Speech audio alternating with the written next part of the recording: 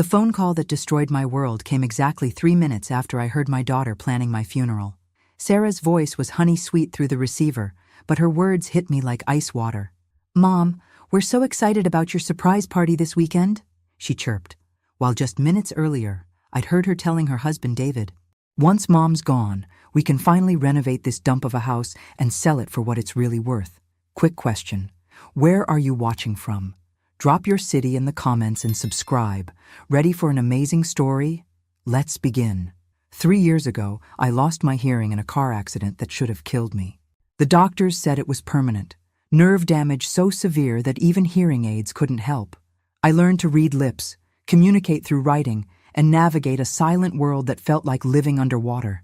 2 weeks ago, Dr. Harrison called with what he termed a medical miracle. An experimental procedure had worked beyond anyone's expectations. My hearing had returned completely, crystal clear, as if someone had suddenly turned the volume of life back up to full blast. I decided to surprise everyone, especially Sarah. She'd been so devoted during my deaf years, visiting twice a week, bringing groceries, handling my appointments. She was planning a birthday party for me, my 55th, and I thought it would be the perfect moment to reveal that I could hear again. What a joyful surprise it would be. But surprises, I've learned, cut both ways. This morning, while Sarah thought I was napping upstairs, she and David were discussing party arrangements in my kitchen. I heard every single word from the top of the stairs, where I'd frozen in shock. "How much longer do we have to keep this charade up?" David's voice carried easily through the old house. "Your mother's birthday party, the weekly visits, pretending we actually care about her boring stories she writes on those little notepads."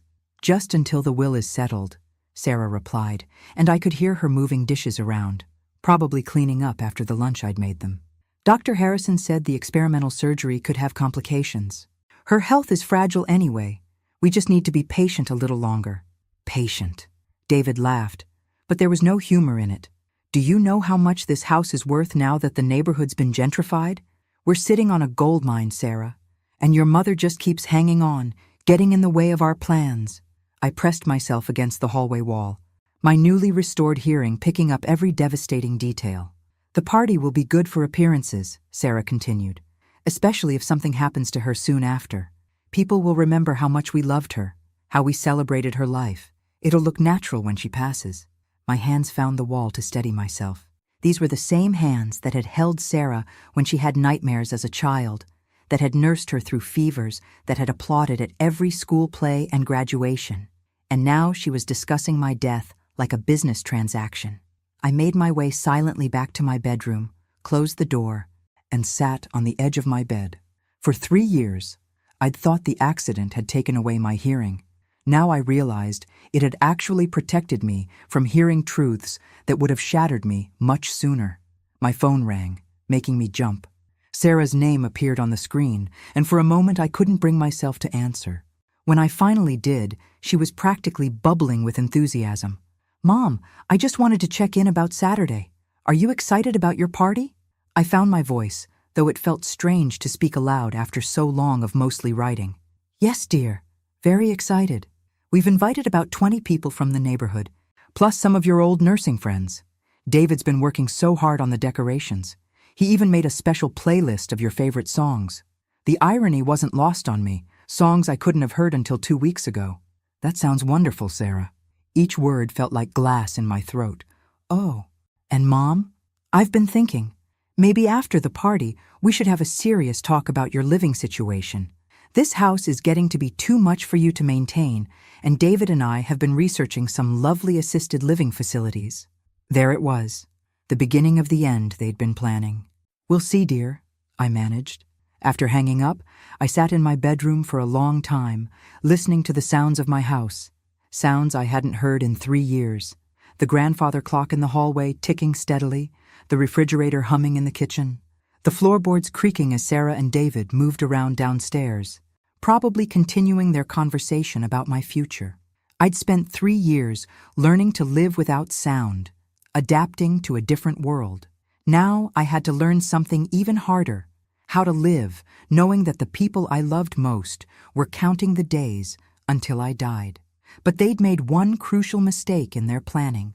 They assumed I was still the helpless, deaf woman who needed their care and guidance.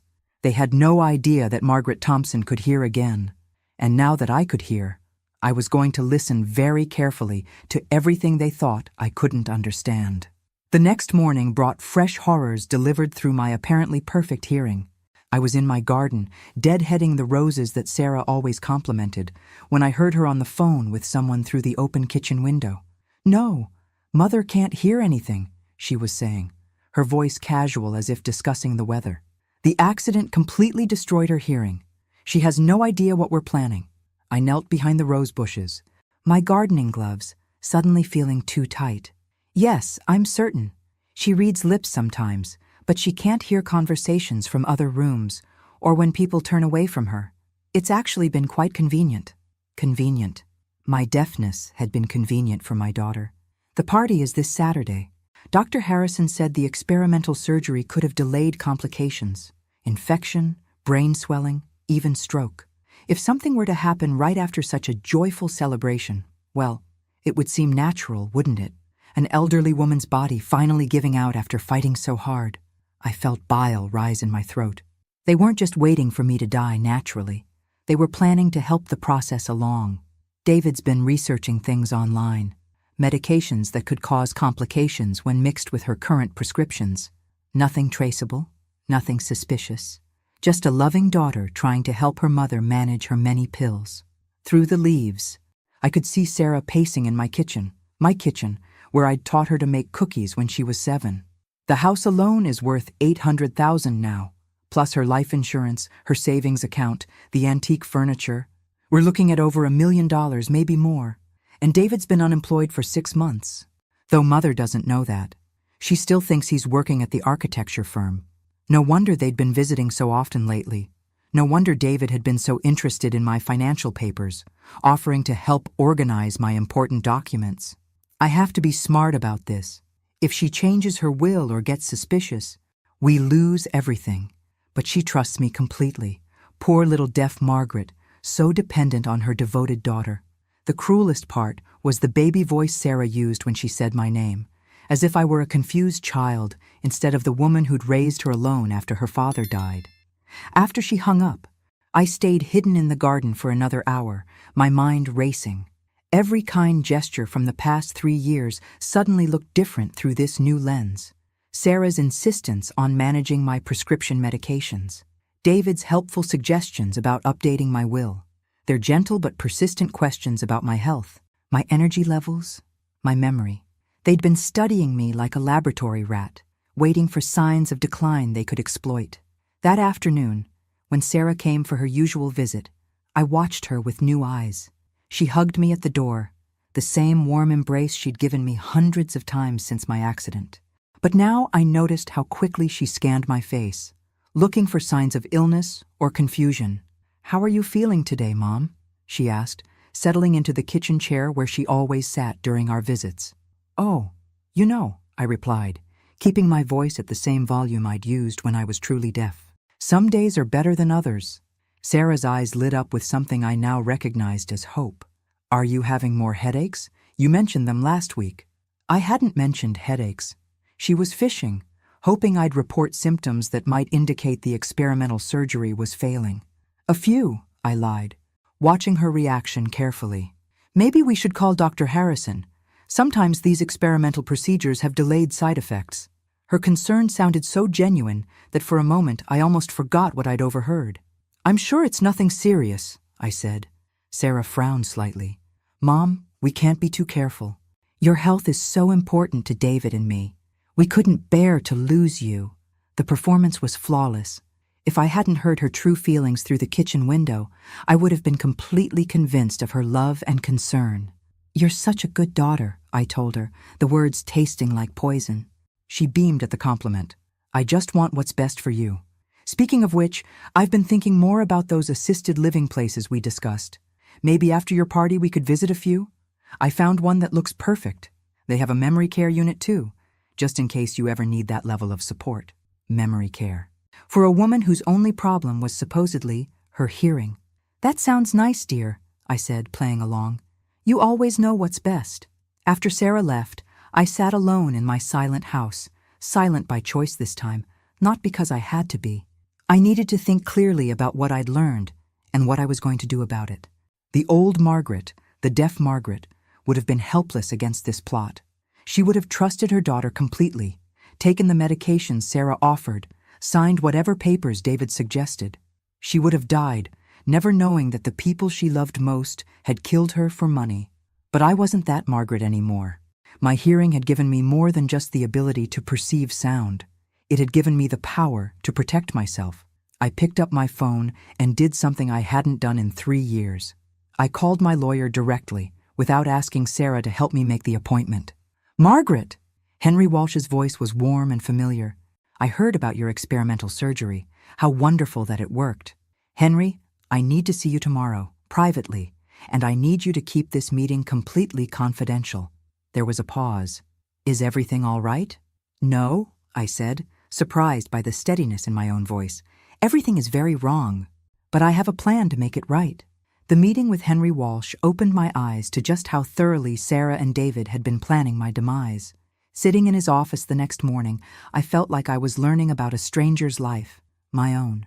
"Margaret, I have to tell you something troubling," Henry said after I'd explained what I'd overheard. "Sarah came to see me 3 weeks ago.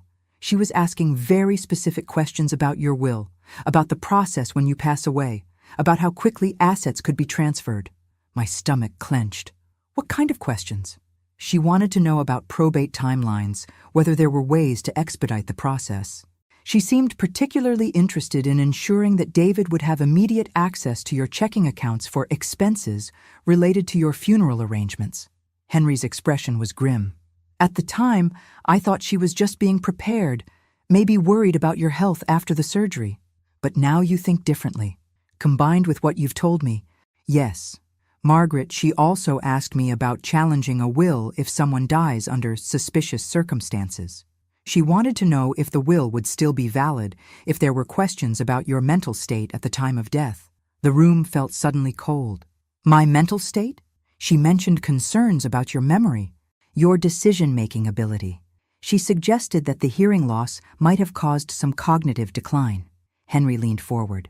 "Margaret, has your daughter ever suggested that you might be developing dementia?" I thought back over the past months. Sarah's gentle corrections when I forgot things I'd never actually forgotten. Her patient explanations of simple tasks I'd been doing for decades.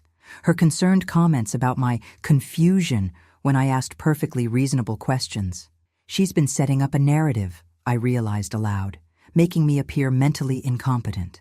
It's a classic manipulation tactic. If she could establish that you were suffering from dementia, she could potentially challenge any changes to your will and claim you weren't competent to make them. Henry opened a file folder.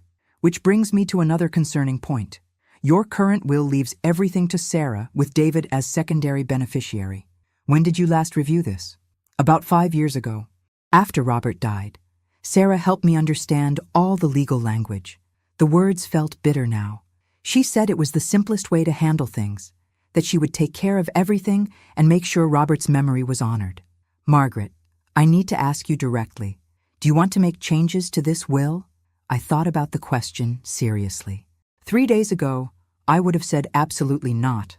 Sarah was my only child, my precious daughter who'd stayed close to home, who visited regularly, who seemed to genuinely care about my well-being. But that Sarah was an illusion, a performance designed to secure her inheritance. The real Sarah was the woman I'd heard planning my death like a dinner party. "Yes," I said firmly, "I want to make significant changes."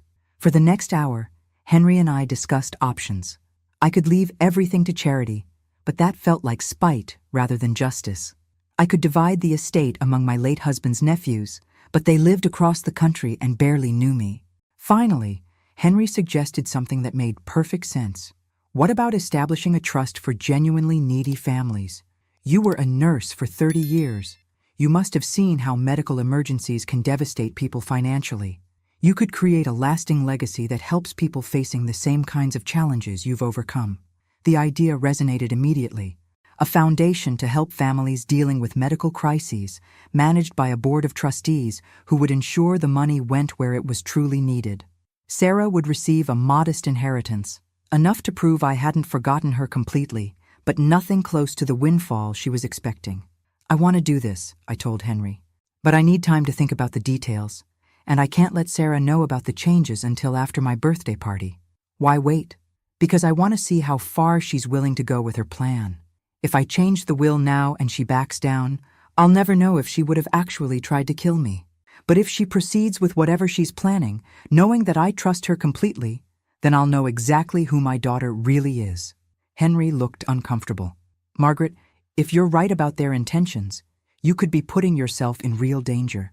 I'm already in danger, but now I have something they don't know about. I can hear everything they say and do. That gives me an advantage they don't expect." As I walked out of Henry's office, I felt something I hadn't experienced in years, a sense of control over my own life. For 3 years, I'd been dependent on others for so much: communication, navigation, understanding the world around me. I'd grown accustomed to being helped, guided, protected. But the woman walking down Main Street that morning wasn't helpless anymore. She was a hunter, gathering information about prey that didn't even know it was being watched. That evening, Sarah called with an update about the party preparations.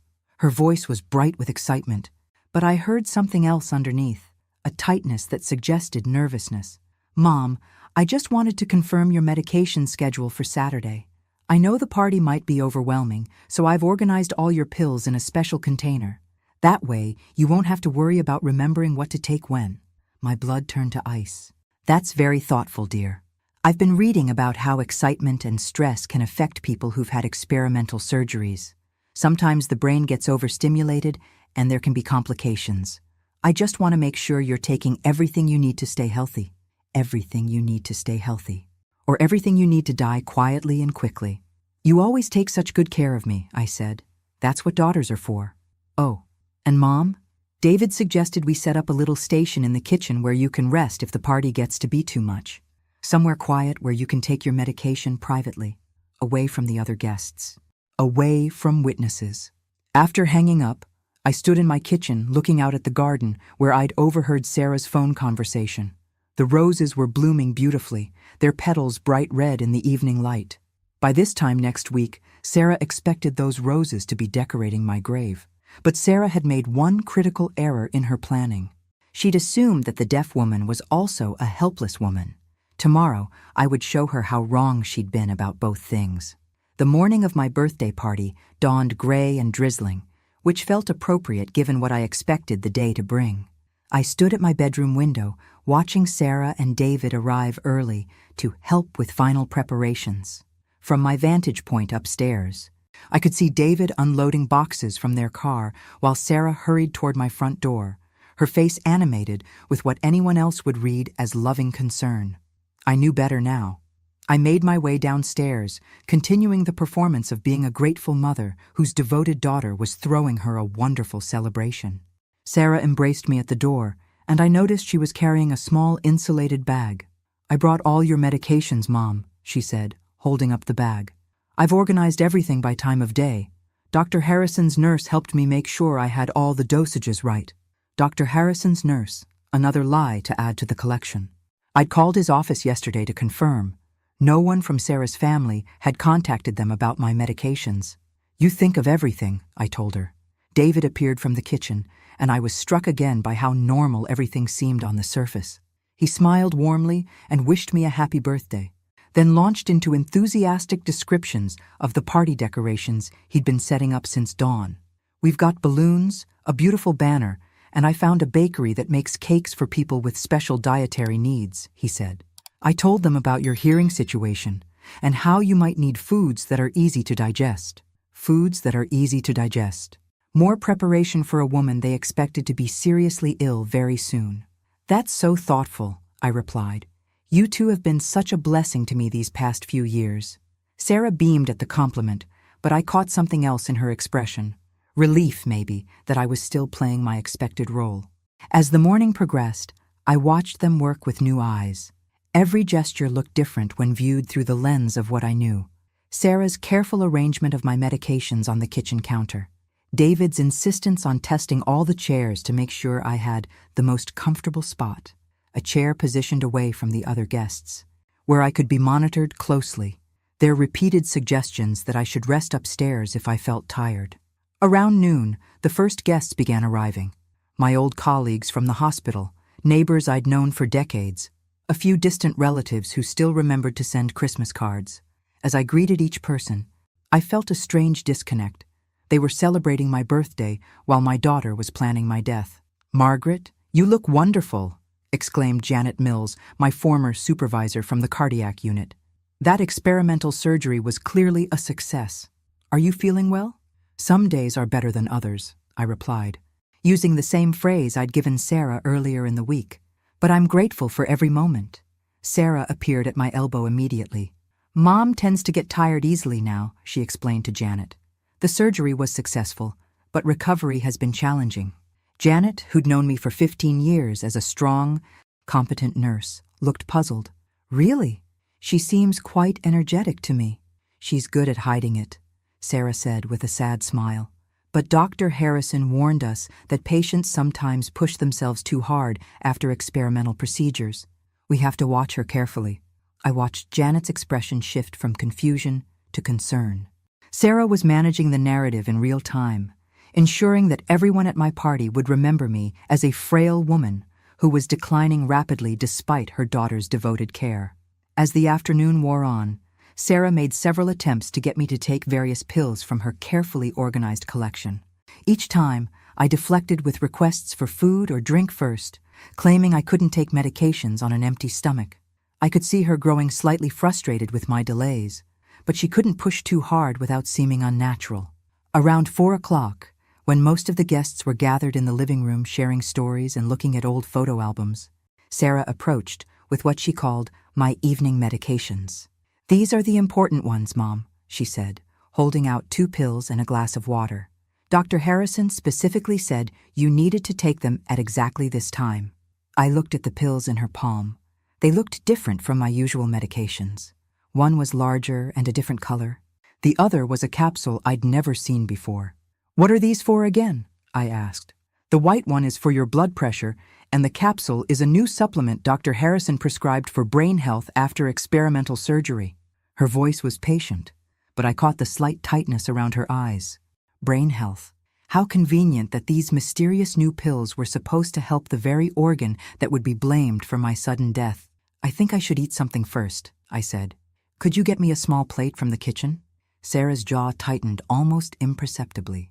"Mom, you really need to take these now. The timing is important for your recovery."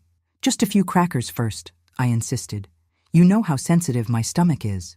For a moment, I thought Sarah might refuse, might insist I take the pills immediately regardless of my stomach concerns. But David appeared beside her, having overheard our conversation. "Of course, Margaret," he said smoothly.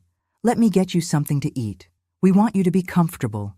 He disappeared toward the kitchen, and Sarah forced a smile. "You're right, Mom. We don't want you getting nauseous at your own party."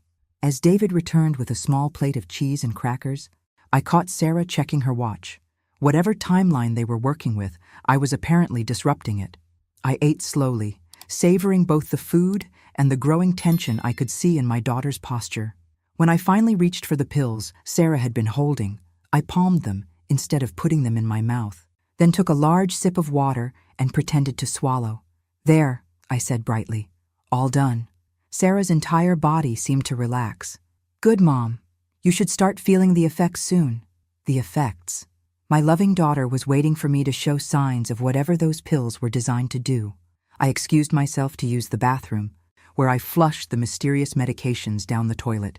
When I returned to the living room, Sarah was watching me with the intensity of a scientist observing an experiment. She didn't have long to wait for results because Margaret Thompson was about to give her the performance of a lifetime. 20 minutes after flushing Sarah's pills down the toilet, I began my carefully orchestrated decline. It started with subtle signs, a slight stumble as I walked past the coffee table, a momentary pause as if I were struggling to remember someone's name. Nothing dramatic enough to alarm the guests, but noticeable enough for Sarah to see. She was watching me like a hawk, and I could see the satisfaction in her eyes as she witnessed what she thought were the beginning effects of whatever poison she'd tried to give me. "Mom, are you feeling all right?" she asked with perfectly feigned concern. I'm fine, I replied, but I let my voice sound slightly less steady than usual. Maybe just a little tired. Why don't you sit down for a moment, David suggested, immediately moving to clear a space on the couch. All this excitement can be overwhelming. I allowed myself to be guided to a seat, noticing how both Sarah and David positioned themselves nearby, ready to monitor my condition. Around us, the party continued, guests chatting about old times, laughing at shared memories, enjoying the cake David had ordered from his special bakery. None of them had any idea they were attending what my daughter hoped would be my farewell celebration. As the afternoon progressed, I escalated my performance gradually. A few more stumbles, some moments where I seemed confused about who was speaking to me, occasional complaints about feeling dizzy. Each symptom was carefully calibrated to suggest serious neurological problems without being dramatic enough to require immediate medical attention. Sarah played her role perfectly, the concerned daughter hovering near her declining mother. She suggested I might want to rest in the quiet kitchen, away from the stimulation of the party. She offered to help me upstairs to my bedroom. She repeatedly asked if I needed anything, her voice dripping with what sounded like genuine worry. But I could see the anticipation beneath her performance. She was waiting for my condition to worsen, for the moment when she would need to call an ambulance and begin the tragic narrative of her mother's sudden decline. Around 6 o'clock, as the last guests were preparing to leave, I decided it was time for the climax of my performance.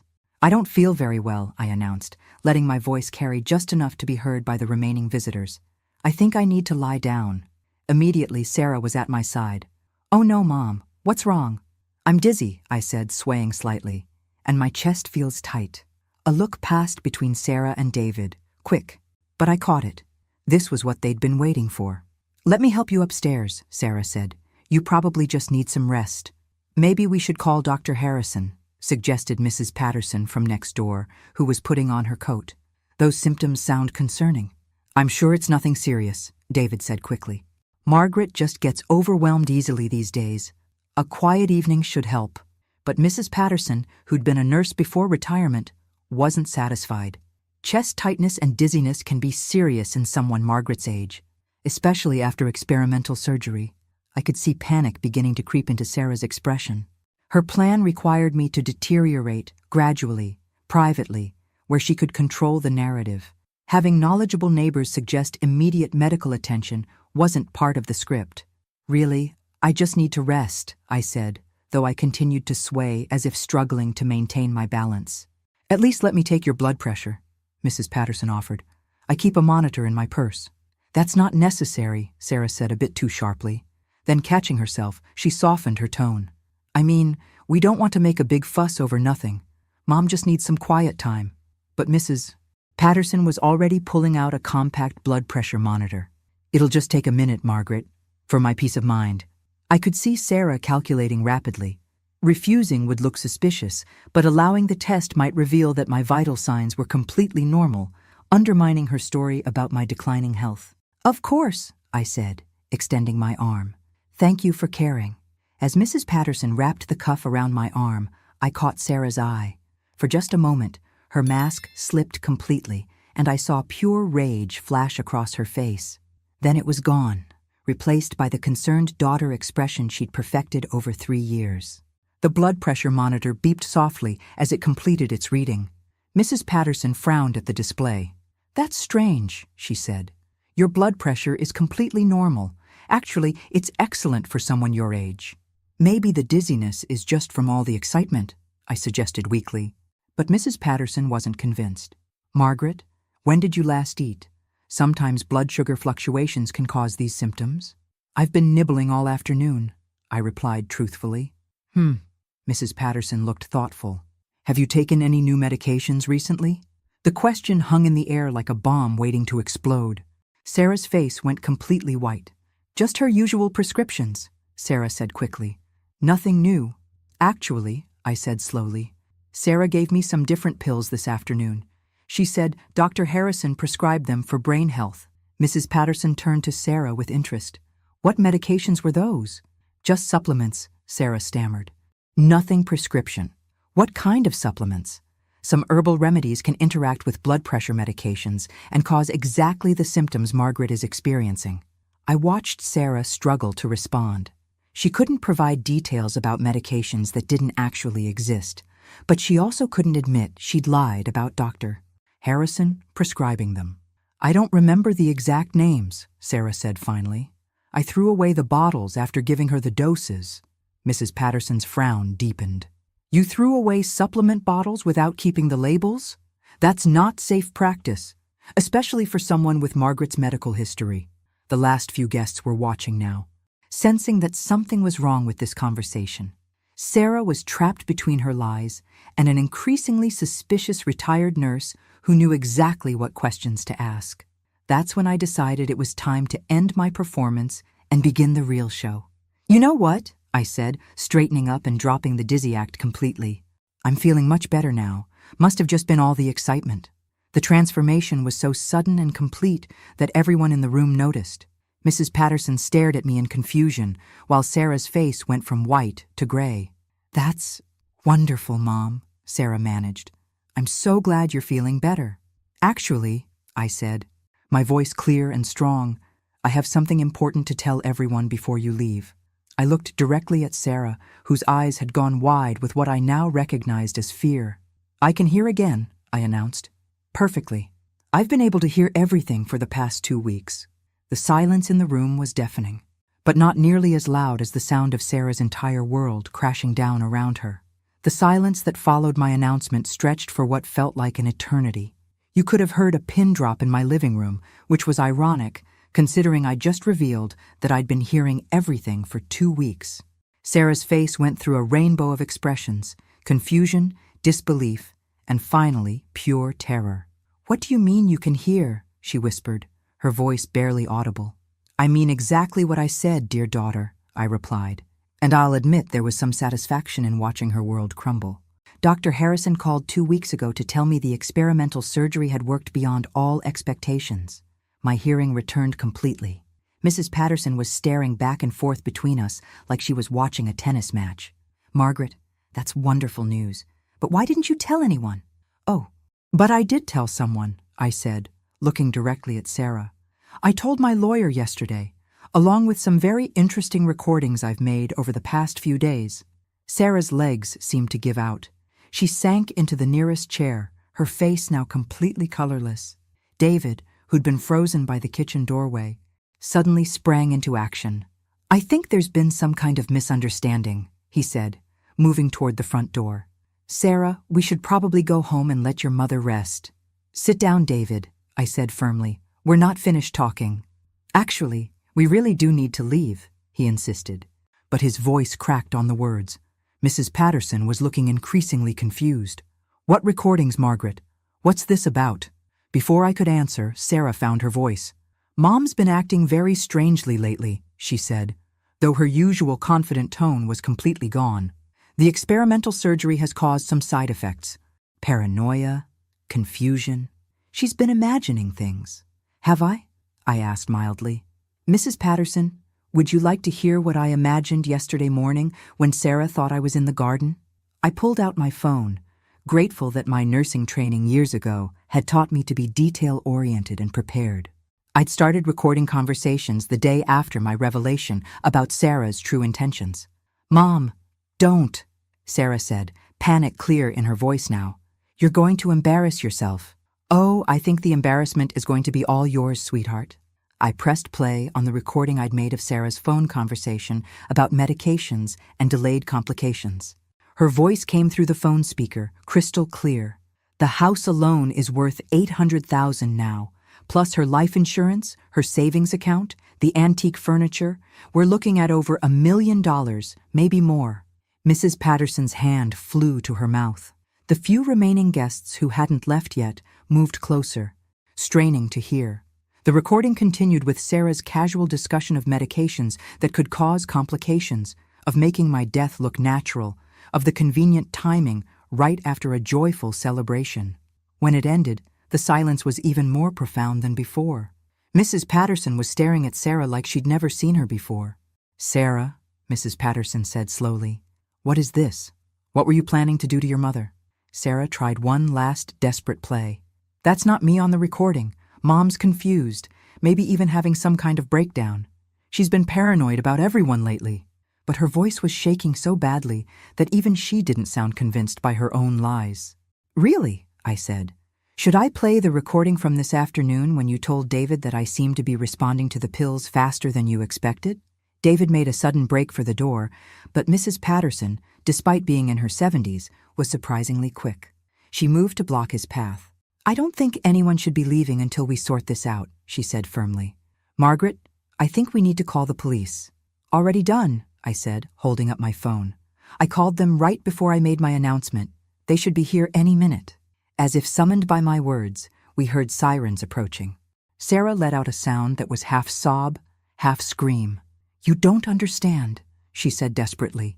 We weren't really going to hurt you. It was just talk, just venting. People say things when they're frustrated. Frustrated about what, dear? My inconvenient continued existence? The sirens were getting closer. Through my front window, I could see red and blue lights turning onto my street. Mom, please, Sarah begged. And for a moment, she sounded like the little girl who used to crawl into my bed during thunderstorms. We can work this out. I'm your daughter. I love you. No, I said quietly. You love my money. There's a difference. The police knocked on my door, and Mrs. Patterson hurried to let them in. 2 officers entered, their presence immediately changing the entire dynamic of the room. Good evening, the first officer said. We received a call about a potential attempted poisoning. That would be me who called, I said. I have evidence that my daughter and her husband have been planning to kill me for my inheritance. Sarah started crying then, great heaving sobs that might have moved me a week ago. But I'd heard too much, learned too much about who she really was. Ma'am, we'll need to hear the details, the second officer said, pulling out a notepad. Of course, but first you might want to test these. I reached into my pocket and pulled out a small plastic bag containing the pills Sarah had tried to give me earlier. I palmed these instead of taking them. I'd be very curious to know what's in them. David, who'd been silent since the police arrived, suddenly found his voice. This is insane. Margaret is having some kind of psychotic episode. Those are just over-the-counter supplements. Then you won't mind if we test them, the first officer said mildly. That's when David made his second attempt to leave, pushing past Mrs. Patterson and heading for the back door. This time he made it outside, but not far. I heard shouting from my backyard, then silence. Well, I said to the room in general, I suppose that answers the question about David's guilt. The next few hours were a blur of police interviews, evidence collection, and phone calls. Sarah was read her rights and taken away in handcuffs, still crying and protesting her innocence. David was brought back from my neighbor's yard, where he'd apparently tried to climb their fence and failed spectacularly. As the last police car pulled away from my house, Mrs. Patterson and I stood in my doorway, looking out at the quiet street. Margaret, she said finally, I have to ask, how long have you known? Known what? That my daughter was planning to kill me? Only a few days. Known that she didn't really love me? I paused, considering. I think some part of me has known that for years. Mrs. Patterson was quiet for a moment. What will you do now? I looked back at my house, which suddenly felt different. Not violated exactly, but changed. The scene of Sarah's birthday party for me was still visible. Balloons, decorations, the cake she'd ordered from a special bakery because she thought I'd be too sick to eat regular food. I think, I said slowly, I'm going to live, really live, for the first time in years. 3 days after my daughter's arrest, I was sitting in Detective Morrison's office, learning just how deep Sarah and David's plan had gone. The manila folder on his desk was thick with evidence, phone records, internet searches, financial documents that painted a picture of desperation and calculated murder. Mrs. Thompson, Detective Morrison said, opening the folder, I have to tell you, this case has been an education for all of us. The level of premeditation here is remarkable. Remarkable, I repeated dryly. That's one word for it. The pills you palmed contained a combination of substances that would have caused exactly the symptoms you pretended to have. Dizziness, chest pain, confusion. In the dosage they prepared, it wouldn't have killed you immediately, but it would have made you appear to be having serious neurological problems. I thought about how perfectly Sarah had reacted to my fake symptoms. How ready she'd been with explanations about brain complications from experimental surgery. They planned to establish a pattern of declining health, the detective continued. Over several weeks, they would have given you increasing doses until you either died or became so incapacitated that they could gain control of your finances through a conservatorship. A conservatorship? David had already consulted with a lawyer about having you declared mentally incompetent. They had documented what they claimed were incidents of confusion, memory loss, poor judgment. Detective Morrison handed me a printed email. This is from David to a legal firm, describing your supposed cognitive decline. I read the email with growing amazement. According to David's description, I was a confused elderly woman who couldn't manage basic tasks, who forgot appointments, who made irrational decisions. Every normal sign of aging or adjustment to hearing loss had been twisted into evidence of mental incompetence. They were building a legal case to take control of your assets, even if the poisoning plan failed, Detective Morrison explained. Very thorough. What about Sarah's claims that they were just venting, that they never intended to hurt me? The detective's expression grew grim. Mrs. Thompson, we found a detailed timeline on David's computer. Dates, dosages, expected progression of symptoms. They had planned this for months. And, he hesitated. And what? There are searches on their computer for funeral homes, cremation costs, even sympathy card templates. They were planning for your death, not your recovery. I felt a chill that had nothing to do with the air conditioning in the detective's office. Sarah hadn't just been planning to steal from me. She'd been planning to erase me entirely. There's more, Detective Morrison continued. We've traced some unusual financial activity, large cash withdrawals from your accounts over the past 6 months. Did you authorize Sarah to access your banking? She helped me set up online banking after my hearing loss, I said slowly. She said it would be easier than trying to communicate with tellers. She's been slowly draining your savings. Small amounts, nothing that would trigger bank alerts, but it adds up to about $40,000. $40,000. Money I'd saved for emergencies, for medical care, for the possibility that I might need expensive treatments as I aged. Sarah had been spending my security on what? Expensive dinners? Shopping trips? Down payments on the vacation home she'd mentioned wanting to buy? The good news is that it's all traceable, Detective Morrison said. We'll be able to recover most of it. But Mrs. Thompson, I have to ask, had you noticed any signs that your daughter might be capable of something like this? I thought about the question seriously. Had there been signs? Or had I been so grateful for Sarah's attention after Robert died that I'd ignored red flags? She always seemed more interested in my finances than my health, I admitted. After Robert's funeral, one of the first things she asked about was whether I'd need help managing money. She seemed very concerned about the life insurance payout. What about her husband? How long have they been married? About 2 years. David was very charming when I first met him, very attentive, but I noticed he never seemed to have money for anything. Sarah was always paying for dinners, vacations, even his car repairs. Detective Morrison made notes on his pad. We're looking into David's background. Preliminary investigation suggests this isn't his first time being involved with financial crimes targeting elderly people.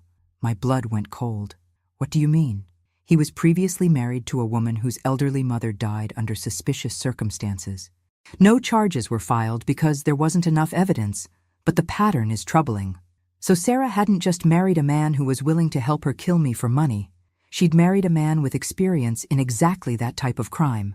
Mrs. Thompson, we need to discuss protection for you while this case proceeds. Is there somewhere you could stay? Family members or friends? I almost laughed. Detective, the only family I had was apparently planning to murder me. And most of my friends are the same age I am. I can't burden them with this kind of danger. We can arrange for increased patrol presence in your neighborhood, but given what we've uncovered about David's background, we're concerned there might be other people involved. Other people. The thought hadn't occurred to me, but it made sense. If David had done this before, he might have contacts, people who helped with this sort of thing. What do you recommend? Honestly? A hotel for a few weeks, somewhere your daughter wouldn't think to look for you. Register under a different name, pay with cash. Let us handle the investigation while you stay safe.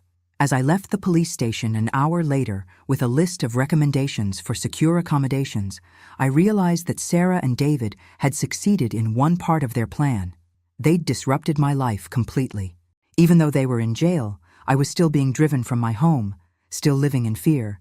But there was one thing they hadn't counted on in all their careful planning. They'd assumed I was a helpless victim, someone who would accept whatever happened to her. Margaret Thompson, however, was proving to be much more resilient than anyone had expected, including herself. The extended stay hotel on the outskirts of town wasn't exactly luxurious, but it felt like a palace compared to spending another night in a house where my own daughter had been planning my murder. I'd registered under my maiden name and paid for a week in advance with cash, just as Detective Morrison had recommended. Sitting on the generic beige comforter, surrounded by my hastily packed belongings, I finally allowed myself to feel the full weight of what had happened.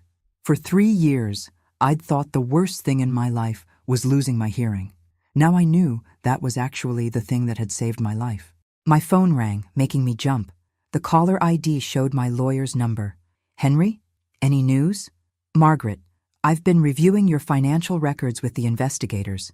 The situation is worse than we initially thought." I closed my eyes. "How much worse?" "Sarah has had access to your accounts for much longer than 6 months. I'm seeing unauthorized withdrawals going back almost to when your hearing loss began.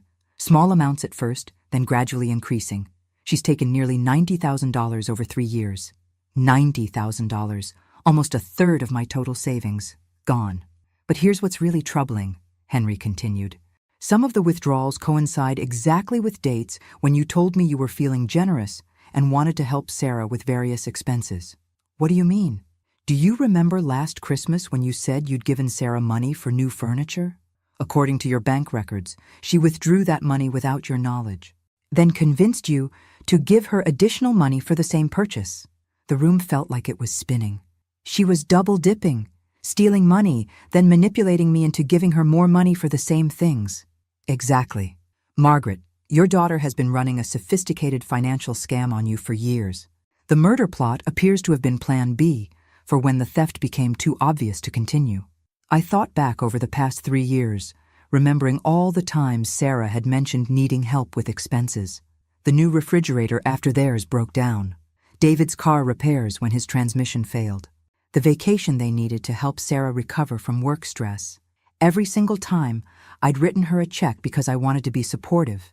Now I was learning that she'd also been stealing money for those same expenses. "Henry, is there any way to prove this? To show that she was manipulating me into believing I was making gifts when she was actually stealing?"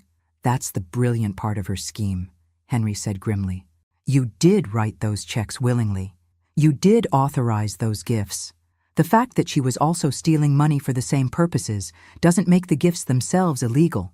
So she gets to keep the money I gave her voluntarily, even though she got it through lies? It's complicated. We might be able to make a case for fraud based on misrepresentation, but it would be difficult to prove. The theft charges are solid. That money we can recover. But the gifts..." Henry's voice trailed off. After hanging up, I sat in the hotel room trying to process the magnitude of Sarah's betrayal. It wasn't just the murder plot or even the theft.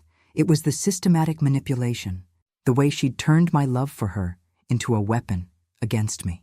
My phone buzzed with a text message from an unknown number. "Your daughter wants to see you. She says she can explain everything." I stared at the message, my heart racing. How had anyone gotten this number? I'd given it only to Detective Morrison and Henry. Another message appeared. "She's very sorry. She just wants a chance to make things right." I was about to call Detective Morrison when a third message arrived, this one with a photo attached. It was a picture of my house, taken from across the street. Recent, based on the police tape still visible around the front door. The message with the photo read, "We know where you live. Better to talk this out." My hands were shaking as I dialed Detective Morrison's number. "Detective, I'm getting threatening messages. Someone knows where I am. Read me the messages exactly." I recited the texts, trying to keep my voice steady. "Mrs. Thompson, pack your things immediately. Don't use the elevator. Take the stairs. Go to your car and drive directly to the police station. Don't stop anywhere. You think I'm in danger? I think David's background investigation just got a lot more urgent. We discovered he's been making phone calls from jail to numbers we haven't identified yet. It's possible he has associates on the outside." Associates. The word sent ice through my veins. Detective, I'm scared. I know. But Margaret, you did exactly the right thing by recording those conversations and calling us. You saved your own life. Now let us save it again. As I threw my belongings back into my suitcase, I found myself thinking about the woman I'd been 3 days ago. She would have been terrified by this situation, paralyzed by the thought of people actively trying to harm her. But the woman packing her suitcase in this hotel room was someone different. She was angry, not just scared, angry that her own daughter had tried to kill her, angry that she was being driven from place to place by people who saw her as nothing more than an obstacle to money. Margaret Thompson had spent 70 years being polite, accommodating, grateful for whatever attention people gave her. But that Margaret was gone, replaced by someone who had heard too much truth to ever go back to comfortable lies. And this new Margaret wasn't going to run anymore. Instead of driving to the police station, as Detective Morrison had instructed, I made a decision that probably wasn't smart, but felt absolutely necessary. I drove to the county jail, where Sarah was being held, and requested a visitor meeting. If someone was threatening me on her behalf, I wanted to hear directly from her what she thought that was going to accomplish. The visiting room at the county jail was exactly as depressing as you'd expect. Gray walls, uncomfortable plastic chairs, thick glass separating visitors from inmates. When Sarah was brought in, I barely recognized her. 3 days in jail had stripped away all her careful makeup and styling, revealing a woman who looked older and harder than the daughter I'd raised. She sat down across from me and picked up the phone on her side of the glass. Her eyes were red-rimmed, but I couldn't tell if it was from crying or lack of sleep. "Mom," she said, her voice trembling. "Thank you for coming. I wasn't sure you would. I'm here because someone has been sending me threatening messages, claiming to represent you," I said without preamble. "I want to know what you've told David to do." Sarah's face went blank with confusion. "What messages?" "I haven't told anyone to contact you." "Really? Then how do you explain texts threatening me if I don't agree to meet with you?" "Mom, I don't know what you're talking about. I haven't spoken to David since we were arrested. They won't let us communicate." I studied her face through the glass, looking for signs of deception. But Sarah looked genuinely bewildered by my accusation. "Sarah, I need you to listen very carefully. Someone photographed my house and sent me threatening messages. If David has associates helping him, you need to tell me now." "Associates?" Sarah's voice rose. "What associates?" "Mom, David isn't some criminal mastermind. He's just—" She paused, seeming to choose her words carefully. "He's just what?" "He's just weak," she said finally, "and greedy, and completely selfish, but he's not connected to dangerous people." For the first time since my arrest, Sarah sounded like she was telling the truth. "Then who's threatening me?" "I don't know, but Mom, you have to believe me. I never wanted you to get hurt. The plan was never to actually kill you." I leaned forward, pressing closer to the glass. "Sarah, I heard you planning my funeral. I have recordings of you discussing how to make my death look natural." "We were just talking," she said desperately. "Just working through frustrations. David has these gambling debts, and we were so stressed about money, and it was just fantasy, just venting." "Gambling debts?" Sarah's eyes widened as if she'd revealed something she hadn't meant to. Yes. David owes money to some people. Serious money." The pieces suddenly clicked into place. "How much money, Sarah?" "A lot. More than we could ever pay back with our regular income." "How much?" $200,000, she whispered. $200,000. Suddenly, the threatening messages made perfect sense. David's associates weren't helping him threaten me out of loyalty. They were trying to ensure their money got paid. "Sarah, who does David owe money to?" "I don't know their names. He just called them investors. But Mom, they're not nice people. When David couldn't make payments, they started threatening both of us." "So, killing me for my inheritance was actually about paying off David's gambling debts?" Sarah nodded miserably. "We were desperate. They said if David didn't pay, they would hurt both of us. When David suggested the plan about your inheritance, it seemed like the only way out." I sat back in my chair, finally understanding the full picture. My daughter hadn't plotted my murder out of simple greed. She'd done it out of terror for her own life. "Sarah, when were you supposed to pay these people?" "This week," she said quietly. "The deadline was this Friday. Today was Wednesday. In 2 days, when David's creditors expected their money and didn't receive it, they would probably be very unhappy with everyone involved in the failed plan, including me. Who else knows about my inheritance? Who else knows how much money I have? David told them about the house value, the life insurance. He said he needed to give them details to convince them to wait for payment. So dangerous criminals now knew exactly how much I was worth and exactly why their money wasn't coming. Sarah, I need names. I need to know who these people are so I can protect myself. I can't, she said, genuine fear creeping into her voice.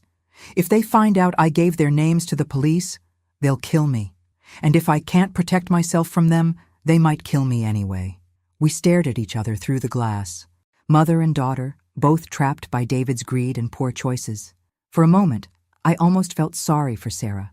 She was weak and she'd made terrible decisions, but she was also a victim of David's manipulation.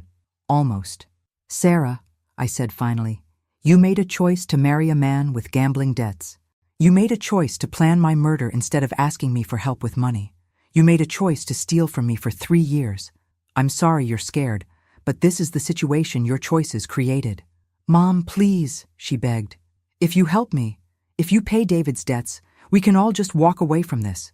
Pay his debts with my money so that you don't face consequences for trying to kill me for my money? I almost laughed at the audacity. Sarah, even if I wanted to help you, I wouldn't negotiate with criminals who are threatening my life. Then what are you going to do? I stood up from my chair. I'm going to survive this, just like I survived your murder plot. As I walked away from the visiting room, I could hear Sarah calling after me through the glass. But I didn't turn around. She'd made her choices, and now I had to make mine. The first choice was simple. I was done running. By the time I walked out of the county jail, I'd made a decision that would have shocked the old Margaret Thompson. Instead of running to the police for protection, I was going to solve this problem myself, but not in the way Sarah and David would expect. I drove straight to the bank and requested a meeting with the manager. Within an hour, I'd arranged for a cashier's check for exactly $200,000, the amount David owed his investors. But this wasn't going to be a simple payment to save my skin. This was going to be a trap. I called Detective Morrison from the bank parking lot. Mrs. Thompson, where are you? You were supposed to come directly to the station. I went to see Sarah first. Detective, we have a bigger problem than we realized. David owes gambling debts to dangerous people, and they expect payment by Friday. I explained what I'd learned from Sarah, watching Detective Morrison's expression grow more serious with each detail. So the murder plot was about paying off criminals, he said. That changes things significantly. It also gives us an opportunity, I said. They want money. I have money. What if we give them exactly what they want? Mrs. Thompson, we can't use you as bait. It's too dangerous. Detective, I'm a 70-year-old woman whose daughter tried to poison her for inheritance money. I think I've earned the right to decide what risks I'm willing to take. For the next 2 hours, we developed a plan that was either brilliant or completely insane. I would contact David's creditors and offer to pay his debts in exchange for being left alone. But the meeting would be heavily surveilled by police, and the money I brought would be marked bills that could be tracked. The goal is to identify these criminals and gather evidence of their threats, Detective Morrison explained. Once we have that, we can arrest them for extortion and eliminate the threat to you permanently. And if they decide to just take the money and kill me anyway, that's why we'll have a dozen officers positioned around the meeting location. Mrs. Thompson, I have to ask one more time. Are you absolutely certain you want to do this? I thought about the question seriously. The old Margaret would have been terrified, would have preferred to hide and hope the problem went away. But the new Margaret, the one who could hear every word people said about her, wasn't interested in hoping anymore. Detective, these people are threatening me because they think I'm a helpless old woman whose family can be manipulated into doing terrible things for money. I'd like to show them how wrong they are. The meeting was arranged for Thursday evening at a restaurant downtown, public enough to seem safe, but with enough private areas for police to position themselves strategically. I arrived 30 minutes early, wearing a wire and carrying a briefcase with the marked bills. At exactly 7 o'clock, 2 men approached my table. They looked like what Central Casting would order if they needed generic threatening criminals. Expensive suits that didn't quite hide the bulge of concealed weapons, gold jewelry that cost more than most people's cars. and the kind of confident swagger that comes from years of getting paid to intimidate people. "Mrs. Thompson?" the taller one asked as they sat down without invitation. "That's me. And you are. Call me Mr. Vincent. This is my associate, Mr. Clark. We understand you have something that belongs to us. I have money that David owes you. Whether it belongs to you depends on your perspective, Mr. Vincent smiled, but there was no warmth in it. "We like to think of debts as property, Mrs. Thompson. Your son-in-law took our property when he gambled with money he couldn't afford to lose. And now you think you can terrorize an elderly woman to collect it? We think we can use whatever methods work," Mr. Clark said. "Your daughter and her husband had a plan to solve this problem. When their plan failed, the debt became your responsibility." "Interesting logic," I said. "But I'm here, which means I'm willing to discuss terms." Mr. Vincent leaned forward. "Terms are simple. You pay David's debt plus interest. Call it $250 total. And we forget the Thompson family exists. And if I refuse?" "Mrs. Thompson," Mr. Vincent said conversationally, "your house is very isolated. Your neighborhood is quiet. Accidents happen to elderly people all the time, especially ones living alone." That was exactly what Detective Morrison had hoped they would say. A clear verbal threat that would be captured on my wire. "Well," I said, "when you put it that way, how can I refuse?" I opened my briefcase and showed them the cashier's check. $250,000 as requested. Mr. Vincent reached for the check, but I pulled it back. "Before we complete this transaction, I have a question. How did you know about my inheritance? How did you know I could afford to pay David's debts? Your son-in-law was very detailed about your assets when he was asking for more time to pay," Mr. Clark said. "Nice house, good life insurance policy, substantial savings." He painted quite a picture. "So, when David and Sarah were planning to kill me, they were actually planning to kill me for you." Both men went very still. "That's a serious accusation, Mrs. Thompson." "It's also the truth. David told you about my money, and when he couldn't pay, you threatened him and Sarah until they agreed to murder me for the inheritance." "We don't know anything about murder plans," Mr. Vincent said carefully. "We just collect debts." "Really? Because my daughter is in jail right now for conspiracy to commit murder, and she's been very talkative about who pressured them into that plan." The two men exchanged glances. I could see them calculating, trying to figure out how much trouble they were in. "Mrs. Thompson," Mr. Vincent said slowly, "perhaps we should discuss a different arrangement." "No need," I said brightly. "I think our current arrangement is perfect." That's when Detective Morrison and 6 other officers emerged from their hiding spots around the restaurant, weapons drawn. "Police! Nobody move!" The next few minutes were controlled chaos as Mr. Vincent and Mr. Clark were arrested, searched, and read their rights. The marked money was confiscated as evidence, and the recordings from my wire were secured. As I watched them being led away in handcuffs, Detective Morrison sat down across from me. "Mrs. Thompson, that was either very brave or very stupid." "Probably both," I admitted. "But Detective, for the first time in 3 years, I feel like I have control over my own life. What are you going to do now?" I thought about the question. My daughter was in jail.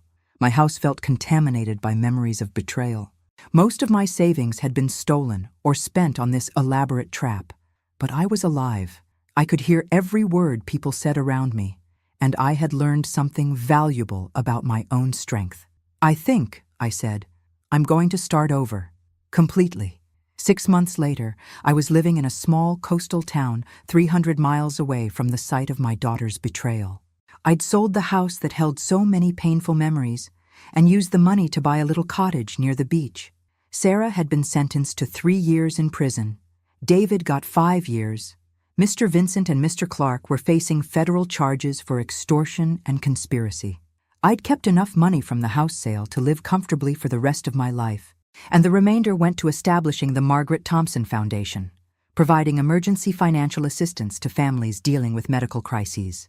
Some mornings, I sat on my front porch with my coffee and listened to the ocean waves, still marveling at the gift of sound that had saved my life. The experimental surgery hadn't just restored my hearing, it had restored my ability to protect myself. Sarah wrote me letters from prison occasionally, always asking for forgiveness, always insisting she'd been a victim of circumstances. I read them carefully, listening for any sign of genuine remorse or understanding of what she'd done. I was still waiting to hear it, but that was Sarah's journey to make, not mine. My journey had led me to this cottage by the sea, where Margaret Thompson, the real Margaret Thompson, was finally free to live the life she'd always deserved. And every single day, I woke up grateful that I could hear the sound of my own future calling.